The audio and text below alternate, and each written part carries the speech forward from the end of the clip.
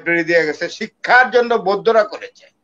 যারা বড় বড় কথা বলেন তারা হিন্দু সম্প্রদায়ের লোক ভারতে মনে করেন যে পড়াশোনার মতো একমাত্র দায় দায়িত্ব সৃষ্টিকর্তা তাদেরকে দিয়েছেন। নো, অর্ডিস্টা করেছে সারা বাংলা, আসমুদ্র হিমাচল পর্যন্ত। না পাটোয়ারি বা সাগর রুনির ব্যাপারটা আসল জিনিস সাংবাদিকতা প্রকাশ করতে চান তাহলে মালিকুল মউত দরজায় দাঁড়াবে, দরকার কি?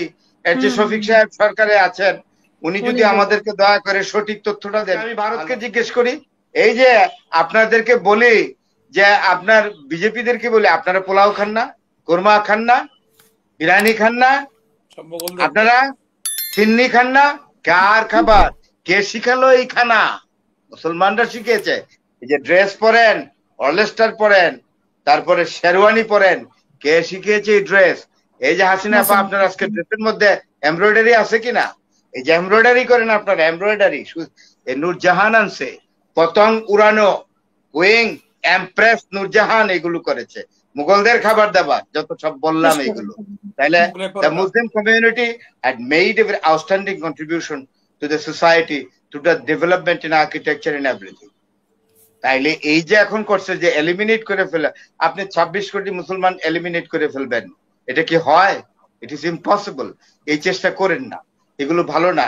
সুতরাং চলেন, মিলেমিশে চলেন, মুসলমান হোক হিন্দু হোক সবাইকে মনে করেন ভারতবাসী। আর আমরাও বাংলাদেশে মনে করব কে হিন্দু, কে মুসলমান, কে ইসাই, কে বৌদ্ধ, এগুলো আমাদের বিষয় না। বাংলাদেশে বসবাস করছে, বাংলাদেশে তার জন্ম, তিনি বাংলাদেশের মানুষ। ভারত সরকারকে অনুরোধ করব এই জায়গাটায় আসেন। ভারতে মুসলমান, খ্রিস্টান, যারা যে বৌদ্ধ যারা আছে তারা সবাই ভারতবাসী হিসাবে তাদেরকে মূল্যায়ন করে। হিন্দু বলে আমরা যাদেরকে বলি তারা ভারতের শিক্ষা বিস্তারে তাদের কোনো অবদান নাই। ভারতের প্রাচীনকাল থেকে ভারতের শিক্ষা বিস্তারে অবদান রাখছে বৌদ্ধরা, তাই না? আলন্দা, তক্ষশিলা। হ্যাঁ হ্যাঁ, না না না না না, আমাকে 10 সেকেন্ড সময় দেন। এই যে তা না, তাহলে আপনার মহেঞ্জোদারো, হরপ্পা, তক্ষশিলা, নালন্দা, উদন্তপুর, তারপরে হলো বিক্রমশিলা, সব বৌদ্ধিস্টরা তৈরি করছে। বড় বড় লাইব্রেরি দিয়ে গেছে, শিক্ষার জন্য বৌদ্ধরা করেছে। যারা বড় বড় কথা বলেন তারা হিন্দু সম্প্রদায়ের লোক ভারতে মনে করেন যে পড়াশোনার মতো একমাত্র দায় দায়িত্ব সৃষ্টিকর্তা তাদেরকে দিয়েছেন। নো, অর্ডিস্টা করেছে সারা বাংলা, আসমুদ্র হিমাচল পর্যন্ত। মনে হয় আমার হাসিনা আপা, কেন যেন মনে হয় ডক্টর ইউনূস খুব ক্যারিজমেটিক একটা লোক। এই চিঠিটা যে পাঠালেন এটা একেবারেই কিন্তু ডিসঅনার্ড হবে না, কারণ ডোনাল্ড ট্রাম্প সাহেব বলেছেন যে নেগোসিয়েশনের জায়গা আছে। 37% ট্যারিফ বসিয়েছে ঠিকই, তবে ইট ইজ নেগোসিয়েবল। তো সুতরাং ডক্টর ইউনূস কিন্তু অর্থনীতিটা ভালোই বোঝেন।